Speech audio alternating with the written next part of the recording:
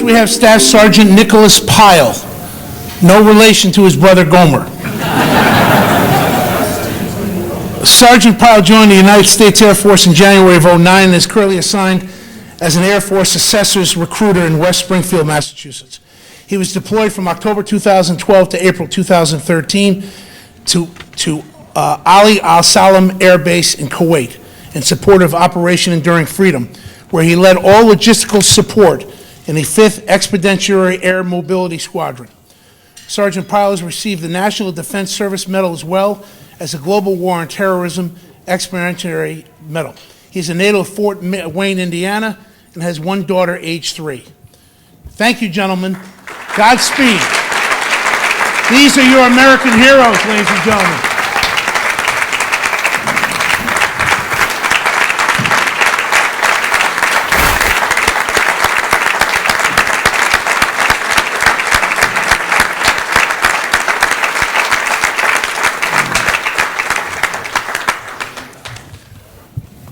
Now, I ask all those in the room who have served in the past or are currently serving and their family members, because without them, they couldn't do their jobs.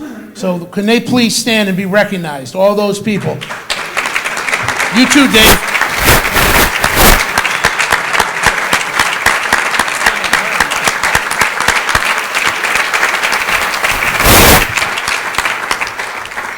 Just to let you know, Dave's son Michael is in the 101st Airborne Division. So he's jumping out of airplanes for us, and we certainly thank him for his service. Yes, yes. And as Dave pointed out, landing every time. Okay, so it is my honor to introduce the head table. To my far left, Debbie Courteau, board member. Board member Paul Bogosian.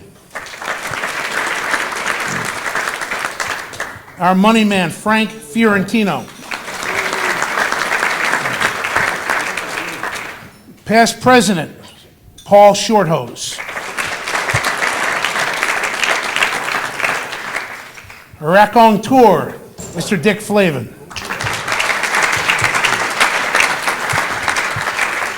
To my far left, a great guy who's always been great to us, a great Red Sox, played catcher for us for 10 years. And he's a great coach, and I know when I hear him speak and I talk to him in person, he's the type of coach that I like my boys to be associated with. Say hello to Rich Gedman.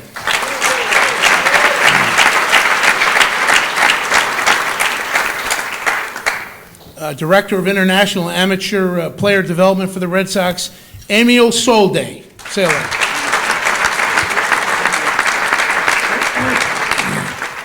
Now, we have a saying in our house for the next guy. My kids will watch every game with me, and then they'll say to me, Dad, who's your favorite Red Sox? And I always say, my favorite Red Sox? That'd be Sam Kennedy. My favorite Red Sox player is David Ortiz. Say hello to your new president, Mr. Sam Kennedy.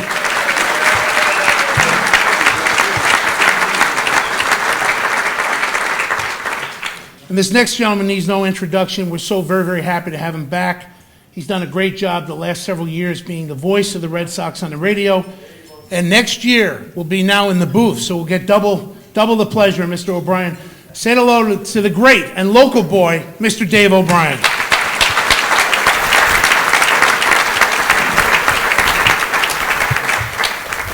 Not bad for an Irish kid from Quincy, right? Right, Ed? Right, Ed. Okay, now we are going to give out two very, very prestigious awards today. One is the Brad Jernigan Award. And it's given to a person who's made an outstanding difference in this organization, given back to charity, as well as to the BoSox. And we're very, very pleased to have, I think, at table 4, the Jernigan family members, if they could stand up and be recognized right here.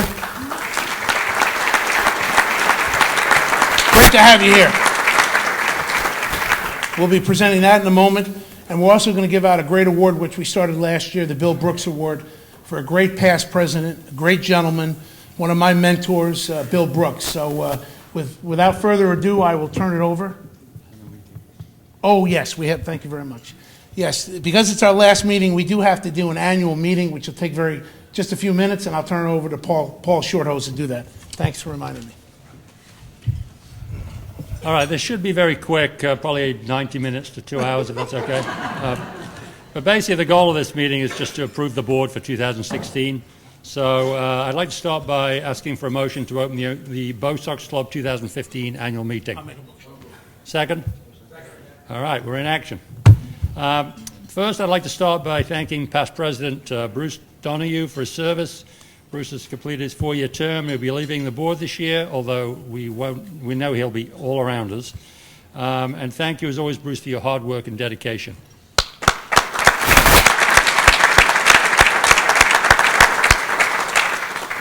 Next, I'd like to outline the report and recommendation of the board, the nominations committee, which reported to the board, and then the board approved for 2 new members to join the board for the 2-year term, 2016 and 17, and then eligible to be renewed for a further 2 years, 2018 and 19, and we're putting up a slate of 16 board members for 2016. So the first nomination is for Bill Nolan. I don't know if Bill's in the room. He said he was coming. There he is, Bill Nolan. And a little bit about Bill. He's a 10-year BoSox Club member with an impressive bio. He's the author of more than 50 books on baseball. He's a founder and CEO of a record company. And one of his bands was on The Late Show this week, I watched. Did you notice that? Yeah. He's got many other achievements. He's also involved in the SABR. I think he's on the board of the SABR group and many other things. So we're very excited to have Bill as a member of the board. Second nomination is for Carol Milletti, 6-year plus BoSox Club member. Been an active volunteer for the BoSox Club. She has a strong operations and admin management background for Fortune 500 companies and also has a small wedding business as a JP. And she's married over 900 couples as the Justice of the Peace, including more than 50 at Fenway Park. So that's pretty exciting. She's also got a very solid background in leveraging social media, where I think we will leverage her. We're going to try and do a lot more with social media in the years to come. And I think she'll be able to help us with that because she's done a lot of that. And finally, the thing about Carol that's very interesting is she marries veterans for free. So it's perfect timing. Right, Carol? So anybody, you guys, where are you? You ready to get married? Go see Carol. Before I put them up, I'd like to see if there are any nominations from the floor. Hearing none. Can I have a motion to elect Bill and Carol to the BoSox Club board for 2015 and 16? I'll make a motion. Second? All in favor? Aye. Thank you. I'd now like a motion to nominate 3 people to serve 2 more years on the board, 2016 and 17. Gary Smith, Richard Lico, and Mike Curtis. I'll make a motion. Second? Thank you. All in favor? Aye. Thank you. That actually concludes our official business. It wasn't 90 minutes. I'd like to ask for a motion to close the BoSox Club 2015 annual meeting. I'll make a motion. Second? All in favor? Yay! Thank you very much.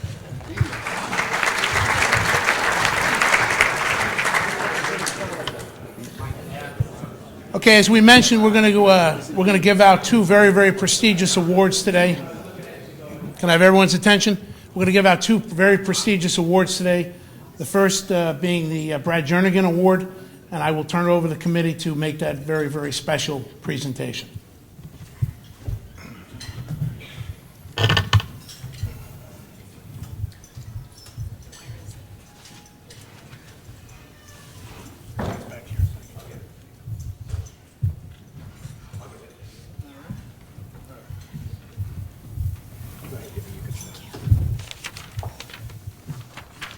Good afternoon, everybody. Can everybody hear me? Yeah. Great. My name is Debbie Courteau, and I am a member of the BoSox Club's Board of Directors. Today, on behalf of the Board of Directors, it is my pleasure to present this year's Jernigan Award. This award is named in honor of the late Brad Jernigan, a charter member and president of the BoSox Club in 1969 and 1970. His dedication and tireless efforts on behalf of the BoSox Club remain an inspiration to all that follow. His enthusiasm during the founding of the club and his leadership during the formative years were indispensable to the ultimate success of the BoSox Club. This award, presented by a vote of the Board of Directors, recognizes special and continuing contributions to the BoSox Club. This year's honoree represents everything this award was created for. He stands out for his sheer determination, talent, and energy. His enthusiasm, dedication, and commitment to the BoSox Club and its members is constant. He is a leader that inspires members to step forward, to participate, and to strive to create a better club for everyone. Through blood, sweat, and tears, he has and continues to lead by example. It is with great respect and absolute joy that we present this year's Jernigan Award to past BoSox Club President Paul Shorthouse.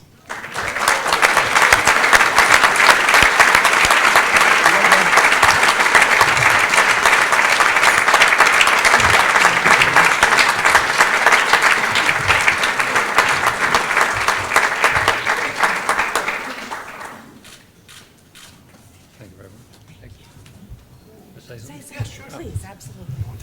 Well, that was certainly most unexpected, and as many people point out, I was the first English-born BoSox Club president, and it's actually a lie. I'm from Cleveland. I made this up. I'm not actually English. It's been a great run for the BoSox Club. I've been on the board now, I think, consecutively for 14 years, just by coincidence. And I feel great about everything we've done as an organization. I think the biggest thing we need to do more is give back. And that was my whole thing when I first got on the board. And one of the proudest things that I got involved in was the Run to Home Base. I founded the first Run to Home Base team from the BoSox Club. I've run it the first 5 straight years, and we raised over $35,000 for the Run to Home Base. And believe me, if you want to get inspired next year, walk or run to home base with the veterans. It's an amazing experience. I also love just making sure that we continue to build programs where we can raise money and give it back to those that need it. So I love the Red Sox. My son and daughter are here, and they're huge Red Sox fans. In fact, Andrea, my daughter's registration plate is Go Sox 5. So she's always been my inspiration relative to the Red Sox. So thank you to everybody. Thanks to the board and the committee. And I look forward to many more years on the BoSox Club board. Thank you.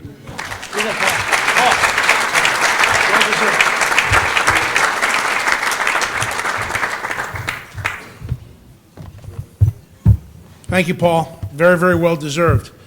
Okay, now I'm going to turn it over to Frank. I think Frank Fiorentino. We're going to give out the Bill Brooks Award.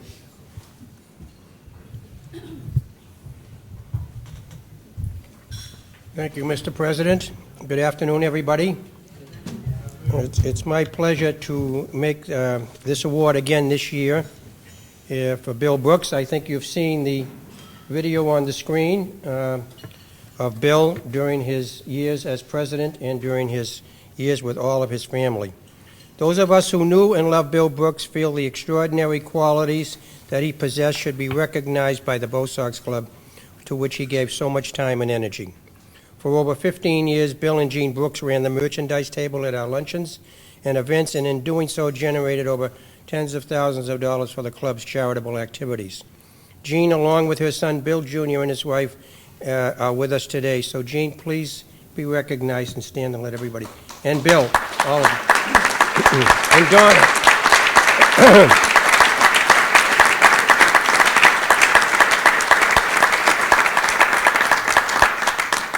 They have made an invaluable contribution to Bill's personal, professional, and BoSox Club success. I'm just going to mention 2 items that I think are important to me, and I think to the club and to Bill. One of his major projects was spearheading the effort to organize the club's ticket distribution, coordinating all tickets for members who wanted to attend games. This was a colossal effort and investment of time. I recall many occasions seeing Bill and Jean with hundreds of tickets on their beds, sorting them, organizing them by game, individual preference, and then delivering them usually to each member. Excuse me. Bill was the go-to guy when you needed something done for spring training. He even coordinated a birthday cake celebration for Jean and others who were at the spring training events. Bill was never happier than when he was in the company of Ted Williams. In 1998 and 1999, when Bill was president of the club, he was able to arrange luncheons at Citrus Hills at the Ted Williams Hall of Fame. Busloads of members were able to share in those memorable afternoons with Teddy Ball Game due to Bill's initiative. It was Bill who also took one of Ted's pals, Johnny Pesky, to his medical appointments when Johnny was in failing health.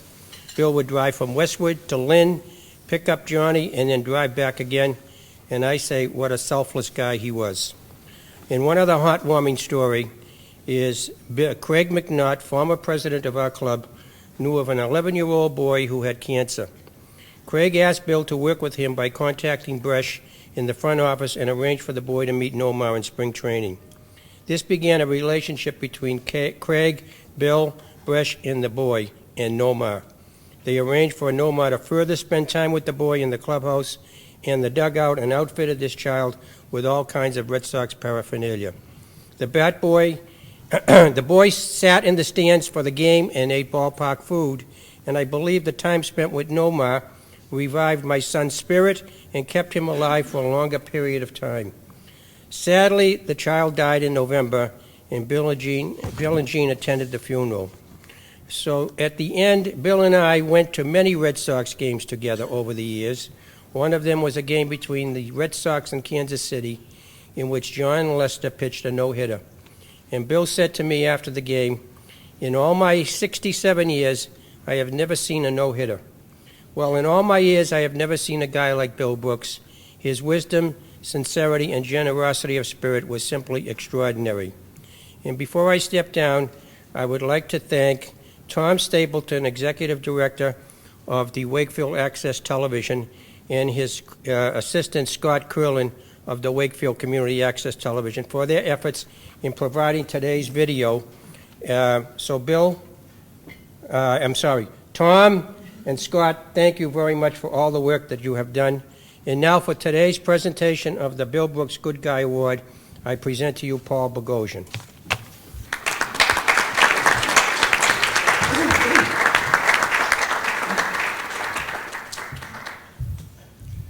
Good afternoon, all. It's a pleasure to be with you again. Last year I had the opportunity to give the first inaugural recipient of this award to Dick Bresciani.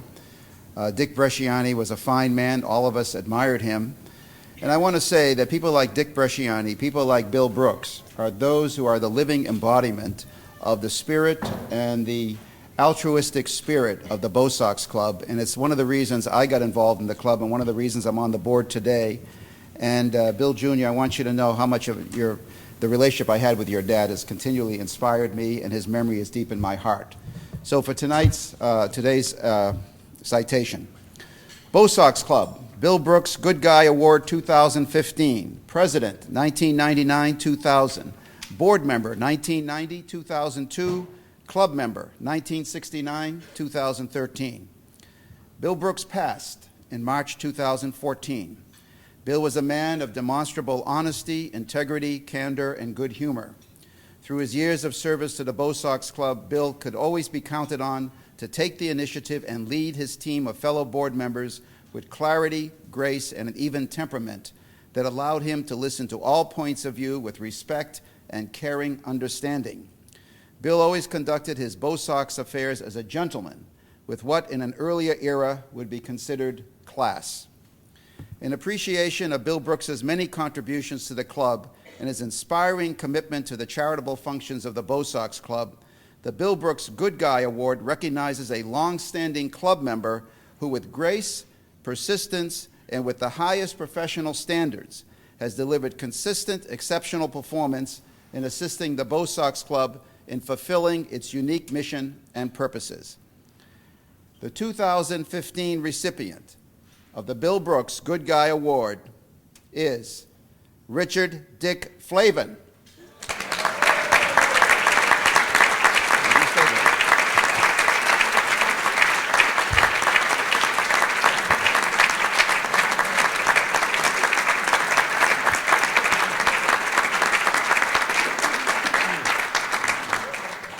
Dick Flavin, for his unflappable and faithful devotion and commitment to the BoSox Club as a director for 12 years and a member since the early years of the club in 1967. It helps when you become a member of the club at 12, I think, 13, something like that. Puberty, you know. Dick's dedication to the Boston Red Sox is unsurpassed. Always available for BoSox charitable and social events, Dick Flavin, as a 7-time Emmy Award-winning broadcaster, poet laureate, and PA announcer for the Boston Red Sox, can always be counted upon to represent the best of the BoSox Club in communicating the unique mission of the club's community service. He has used his talent and personality in communicating the joys and heartaches, the struggles and victories of Red Sox fortunes throughout Red Sox Nation. Dick Flavin's now legendary recitations of his Red Sox poems at BoSox Club luncheons are always historically correct and hysterically funny. With his charismatic personality, his insightful wisdom, and humorous slants on all things Red Sox, combined with his evocative oratory skills, Dick never fails to delight his audience. Well, that's a mouthful, isn't it, for our fine person today? But there's only one more thing I can say in the Dick Flavin tradition. With wit and with humor, some nostalgia too, Red Sox Rhymes, a bestseller, oh, what a coup. It's a fine little book full of poems of past glories, yet Red Sox Rhymes is one hell of a good story. Ladies and gentlemen, Dick Flavin.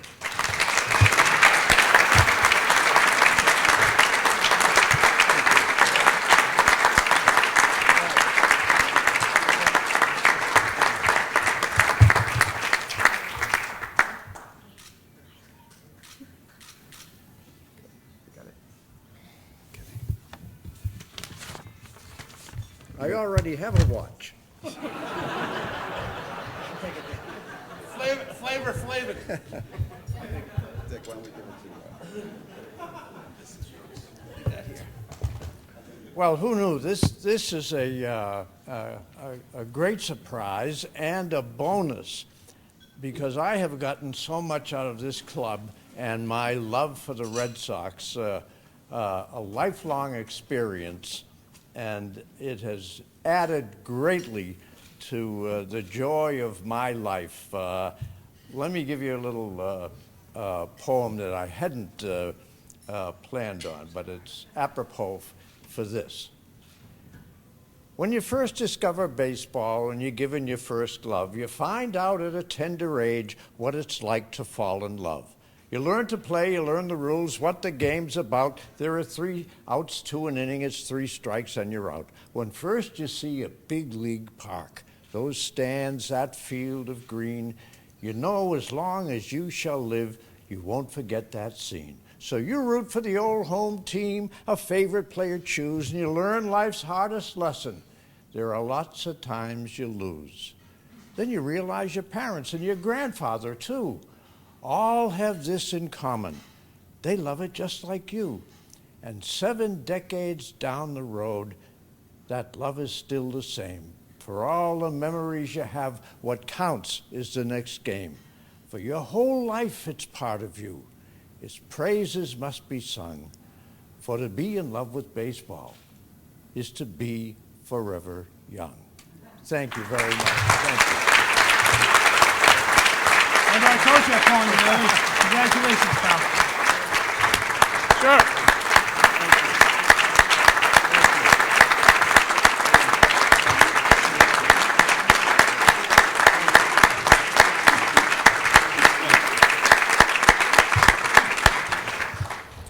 Okay, we're going to ask Marty to serve lunch for us now. We'll take a little bit of a break, then we'll start the program with Dave O'Brien.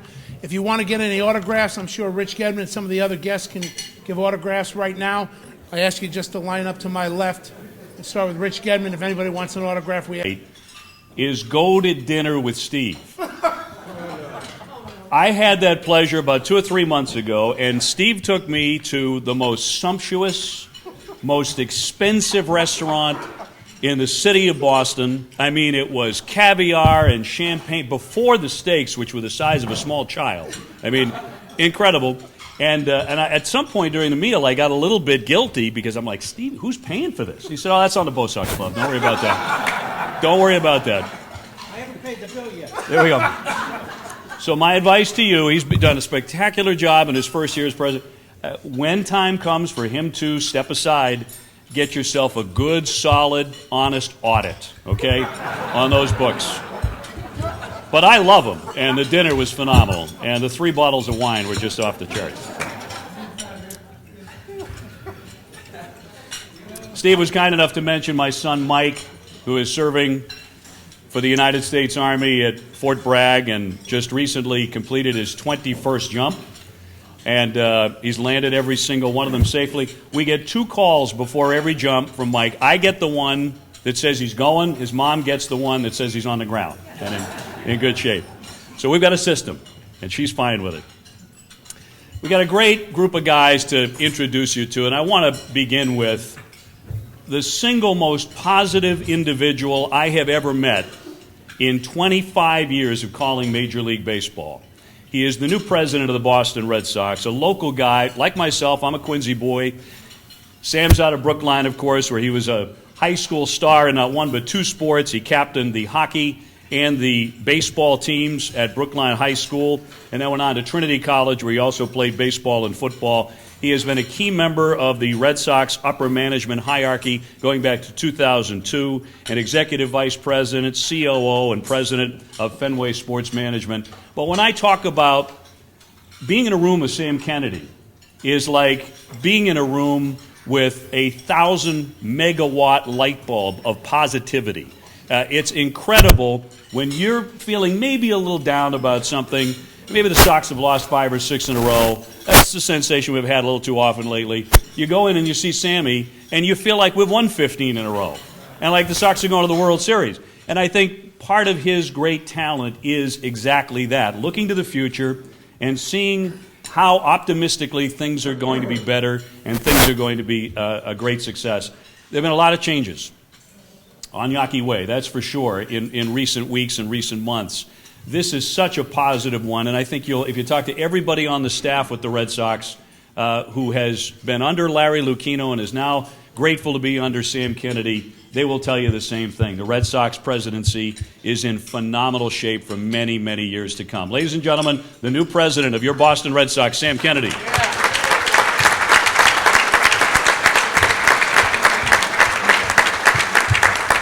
Thank you very much, Obi. I appreciate those incredibly kind words. And I think we're going to do a little bit of Q&A. But before we do, I just wanted to mention a couple of things.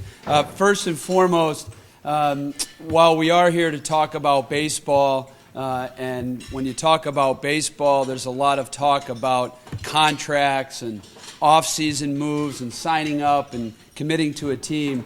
But when I think about the 2 sergeants who we saw come up here earlier, and I think about OB's son, and I see all of the veterans in the room who stood up, I think about the contract that you all signed, and that is literally signing a contract with the government of the United States of America, signing a contract with the country to give your life for the freedom which we enjoy. And that is something that is absolutely staggering to me. We are all honored by your presence. So I'd just like another round of applause for all the veterans and those who are serving here today.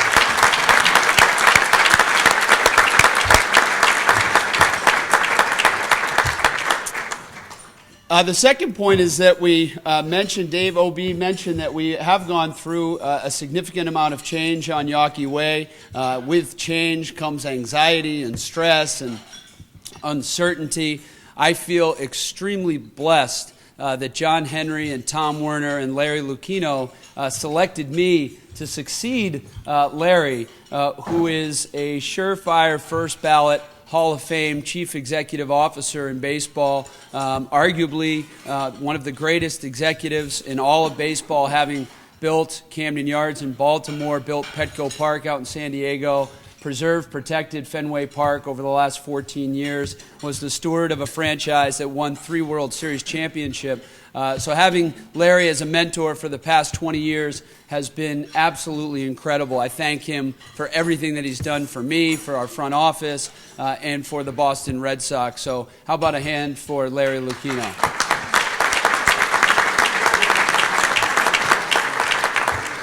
I also want to salute and recognize others, because this transition has really been about the people. Any great organization, for those of you who work in business know that great organizations are not about brands or a marketing slogan or really a product. The company is always about the people that make up the organization. We have 311 full-time men and women that work for the Red Sox that make it such a special organization. We have thousands of others that are day of game employees, that are ambassadors, ushers, ticket takers, security folks that make the Fenway Park experience so great. So I want to salute and thank them as well. And I also want to recognize my colleagues that are here with me today that are not sitting at the head table, but that have joined us. Steve Kelly is out there in the audience. Steve, thank you for being here. Pam Ken, recently promoted to Vice President of Community, Player, and Alumni Relations. Pam, congratulations to you. Pam's mentor was the late, great Dick Bresciani. We all miss Bresh each and every day, but Pam will continue to carry on that tradition in her new and her expanded role. So thanks, Pam. And Sherry Rosenberg, who works on Pam's team in community relations, does an amazing job dealing with all of our players, which I can assure you is not the easiest job in the building, but she does it with grace and style and class, and we really appreciate all you do for us, Sherry. So thank you for being here. And finally, I'll invite OB up if there are any questions, but the last thing I want to say is a huge shout out and salute to all of you who are members of the BoSox Club, because without you, without this club, I would not be standing here today. And I want to make sure that everyone out there associated with the BoSox Club, make sure you know the important impact that you have on the Red Sox franchise, but more importantly, the impact that you have on our fan base and the future generations of Red Sox fans. I see some young kids out there in the audience. I can tell you that when my dad came home one day from work in 1982 and said, "Hey, come on, I got this invitation to join the BoSox Club, and we get to go to Fenway Park and get some autographs," I thought to myself, this is the greatest day of my life. So we go down to Fenway Park, and I'll never forget the groundskeeper back then, Joe Mooney, Getty remembers. You weren't allowed to touch the grass, but we actually got to go on the warning track. Of course, I was hoping for Yaz or Dewey Evans or Jim Rice to come by. But you know what? We got Gary Allenson that day. We got Dave Stapleton, I think, was around. And you got to learn about these players. And I was connected to the Red Sox at 9 years old in a way that was incredibly special. I'll never forget moments like that. And that was about the age when I started to fall in love with the Red Sox. And then, of course, along came the 1986 Red Sox. We will celebrate the 30th anniversary of that incredible team. Growing up as a huge fan of that team and the heartbreak that was associated with it, but also the amazing accomplishments. So I'm humbled to be here with Rich Gedman as well. So Geddy, thank you. I just want to make sure we do continue the tradition of trying to connect the next generation of fans to the Red Sox. So please, let's take that as a responsibility of the BoSox Club moving forward.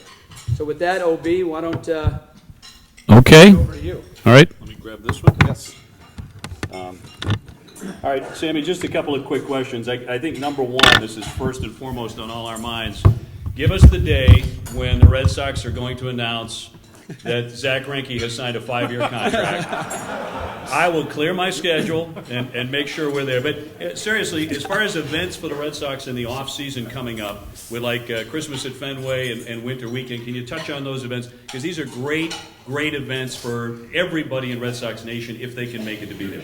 Yeah, you know, part of our commitment is to open up Fenway Park to new and different audiences. This will be the busiest off-season in the history of Fenway Park. We kick off in about a week and a half with some college football. We've got Notre Dame, Boston College playing football. The next day, we're going to do an Irish festival featuring a hurling match. That's Sunday, November 22nd, with teams coming over from Galway and Dublin. I'd never heard of hurling until this idea came up. I thought hurling was something that Steve Kelly did in his dorm room in college. But apparently it's a very, very cool sport, combination of lacrosse, rugby, soccer, field hockey. So that's November 22nd at Fenway. And then for those of us who grew up here in New England, you know how important Thanksgiving Day rivalries are. Much to the chagrin of my classmates from Brookline High, Brookline High will not be playing against Newton North at Fenway Park, but Wellesley, Steve's hometown of Wellesley, will be playing Needham as the oldest rivalry in public high school football in the United States. Boston English will be playing Boston Latin. St. John's Prep will be playing Xaverian. And of course, Boston College High School will be playing Catholic Memorial. So there'll be some great high school football. And then we'll have some other events. Our answer to the Winter Classic going down to Gillette Stadium. Boo. Here's some boos was to bring back another wintertime event to Fenway Park. We're going to create something called Fenway Big Air on February 11th and 12th, where we're going to have ski jumping and snowboard jumping at Fenway Park. So we're trying to open up the ballpark for new and different events. It's a shame to have the beautiful ballpark sitting there empty in the winter months. You mentioned Christmas at Fenway. Tickets will go on sale at that time, December 12th. And then, of course, our great winter weekend down at Foxwoods, January 21st, 22nd weekend. So very busy off season, and we're excited to get going. I know you're going to get back to work, Sammy. Thank you so much. Sam Kennedy, ladies and gentlemen. Thank you. Thanks, guys.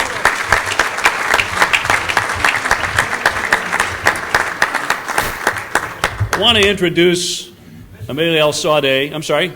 You're the man. You are the man.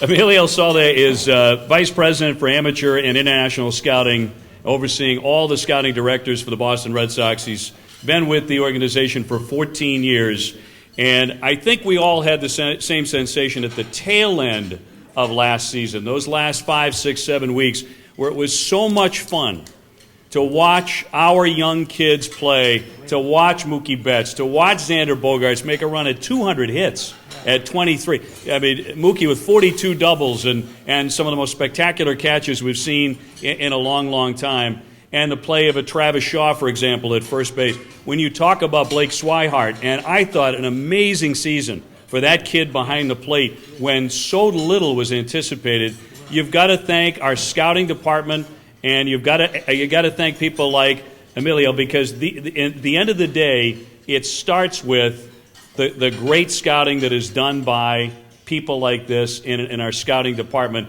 to bring these youngsters up to the big league level. So without further ado, Amelia El Sade, come on up and say hello. Yep. I mean, when we talk about some of the youngsters in the lower minors for the Red Sox, this is where a lot of organizations are looking at the Sox and going, you're stacked, you know, at A-ball and even below there. But in the really low minors, for folks here looking ahead maybe 5, 6, 7 years to when they may arrive at Fenway Park, give us a name or two to hang our hats on right now. Yeah, I think everybody probably heard of Yohan Moncada. He thinks he's going to be up here next year. He's not. Just so you guys know. Now he knows. I think that a couple names that stick out are Rafael Devers, who's a 19-year-old third baseman, signed out of Dominican. This is your prototypical middle-of-the-order thumper. He can control the strike zone very well. He can play third base. He's deceptively quick for his size, and he's got the natural ability to drive the baseball to the opposite field with backspin. And for a 19-year-old kid playing in Greenville, it's some kind of awesome. And he's probably the guy that most clubs, when you guys hear about trade talks, a lot of clubs are asking about that player. And another pitcher I could talk about is a right-hand pitcher named Anderson Espinoza, who we signed out of Venezuela last year. It is very, very unique for a kid who was signed out of Venezuela last year to be in the States, let alone finishing the year in Greenville. And there have been people that have comped into, I mean, I think we've all heard the best Red Sox greats, Pedro Martinez, and those are unfair comparisons, but he's probably the most advanced young pitcher that we've had in our system in a long time. Amiel, thanks so much. Appreciate the information and continued success to you. Amiel Sade, ladies and gentlemen.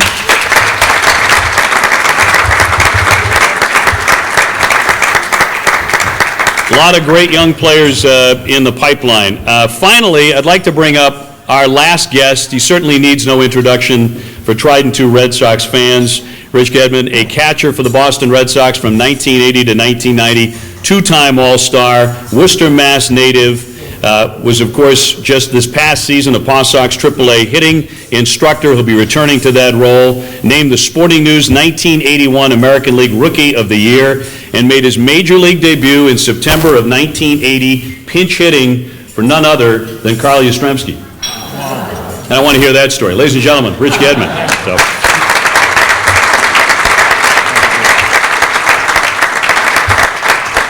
Eddie, let's get right to that story, because every Major League player remembers that moment when you come up to bat there for the first time. And pinch hitting for Carl Yastrzemski. That's a story? Kind of true, I guess. Yaz was the DH on a Saturday or Sunday afternoon in September of 1980. And I was going to the bullpen where I'd been for the first 3 weeks, roughly, of September. And there was a call down, and somebody said, "Getty, you're going to hit." I'm going, what do you mean? You're going to hit. And so all I did was, I just boogied down to the dugout. I couldn't help myself. I'm going, who am I hitting for? You're going to hit third and pitch hit for Yaz. Oh, okay. Well, the nice part is I certainly was loose. I mean, there's a thing called adrenaline that I found out that I had to learn how to control. Right. But the most amazing thing about this story is not necessarily that I pitch hit for Carl Yastrzemski. The neat part is I think Yaz did it on purpose. I think, he said, my back's bothering me a little bit, and he said, why don't you put the kid in there? That's the way he was with me. Yeah. I'd like to think of that story that way, because even though I was just a puppy, I could have been his son, for crying out loud. I was 20 years old, and so here I am, pitch hitting for Carl Yastrzemski. How do you top that? I mean, think about it. You pitch hit for Carl Yastrzemski, not because I was any good, because he was there. And like I said, I think he had something to do with it, so yeah. That was kind of special. What did you do in that at-bat? I would like to say that I hit a bomb to center field in my first at-bat in the big leagues, but I didn't. I probably had a 4 or 5 pitch at bat. I hit a fly ball to center field that I thought was going to go out, but Fenway was bigger than I thought it was. I remember 1986, the infamous final game of the American League Championship Series. You got on base all 5 times in that game. You hit a bomb in that game. You hit a 2-run homer, I want to say. But you also got hit by a pitch that really got that thing going for Dave Henderson, didn't it? Yeah, I was Dave Henderson's caddy that whole series. Well, the neat part is there's 2 outs in the 9th inning, and Gary Lucas is pitching. He's left-handed. I think I faced him 6 or 7 times, and I never put a ball in play against him. So I said to myself, I don't really want to make the last out here. And so I'm going to stay in there, because he had a pretty good breaking ball. His fastball wasn't really fast, but I was not a very good breaking ball hitter. And I said, I'm going to wait as long as I can. Well, the ball's coming at me. It's coming at me. I'm waiting for it to break. I'm waiting for it to break. It's not going to break. So right at the last second, I put up my hand. It was like right here at the side of my face. Wow. Initially, I was angry. Ow, doggone it. And I'm going, I'm on base. This is great. The game's still going on. I didn't make the last out. And then Hendu does what he does, and which was really kind of special. He hits a 2-run homer and proceeds to get so excited he jumps up in the air and tears a meniscus in his knee. And then only hit 2 more home runs after that. So I don't know how he did it. But yeah, I was his caddy. Yeah. You also caught the first 9 innings of the longest game ever played for the BoSox, right? Which went 33 innings, of course, as everybody knows, but caught the first 9. Did you have any idea, as those first 9 are unfolding, that I'm part of a historic game? This is an all-timer. No. I mean, I was kind of disappointed, to tell you the truth. And in the 9th inning, I got pitch hit for it because they had a lefty pitcher in, of course. So I got taken out of the game. And, when you're not in the game as much as you want to be in the game, you're really not there, outside the fact that, well, in those days they didn't have a bullpen catcher, so I warmed up the guys in the bullpen. So I was warming up guys at 10 o'clock, 11 o'clock, 12, 12:30. probably won. So I was actually more tired than if I was playing, probably. And I was a lot colder, I can tell you that. It was a cold evening. I forget what you were asking me. So. Well, I just, have you ever thought, as it was unfolding, well, this is history? No, I don't think anybody was paying attention to what happens in history. If we're aware of that, then chances are we're going to fail or mess it up. Right. When you're playing, you're going, I did nothing to do this. All I did was be a participant in it. Yeah. It becomes special when you look after it's done and you go, wow, that's 33 in a game. Yeah. That might not ever be done again. Right. And then you go, I was part of history. I didn't do enough things to be part of history. It's always what we did as a group, never as something individual. Sure. So, yeah. Well, it's spoken like it's a really coach, kind of neat. Yeah, it's, exactly right. And a catcher, for that matter. Finally, I got to ask you this, point blank, who's the best athlete in your family? Your wife, Sherry, was a spectacular athlete at UConn. She played two sports. Played basketball for UConn, threw 2 no-hitters. And when she left school, she had an ERA of 0.57. You need a microscope to see that. Wow. Both of your boys, Mike and Matt, played for UMass, outstanding players. And your daughter, Marissa, played hockey for Harvard, along with playing 2 other sports at an incredibly high level. You're a 2-time All-Star. Who's the best athlete in the family? And are there any more on the way? I really don't know how to answer it, except it comes in stages. In high school, my wife was the best athlete. After I graduate high school and I sign into pro ball, my wife is still the best athlete. I get to the big leagues and people in my hometown still think my wife is a better athlete than I am. My children are born and I sit there and I go, well, I got the boys just because I have a little leverage. They got a chance to play baseball. They actually experienced it as high a level as they could get to. And then my daughter comes. And now we all have an argument. She by far is the best athlete in our family. By far, it's not even close. You know when you put the stuff down after you write your name, yeah, as a hitting coach, and then you have your bio. My daughter's bio is like this, and mine is like that. and it's not just athletically, it's academically as well, which is really kind of special. Yeah. You're a proud dad. Oh no, it's her mother's daughter. Rich Gedman, ladies and gentlemen. Did a great job. Stevie?